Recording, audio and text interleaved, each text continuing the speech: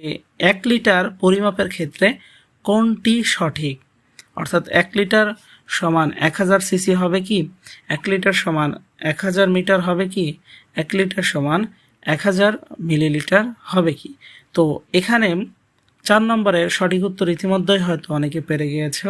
এটার সঠিক উত্তর হবে 4-এর খ, 1 ও 3, অর্থাৎ 1 লিটার বলতে 1000 সিসি অথবা 1000 মিলিলিটার বোঝায়। 5 নম্বরে যে প্রশ্নটি রয়েছে এটি একটি ছোট্ট অঙ্ক।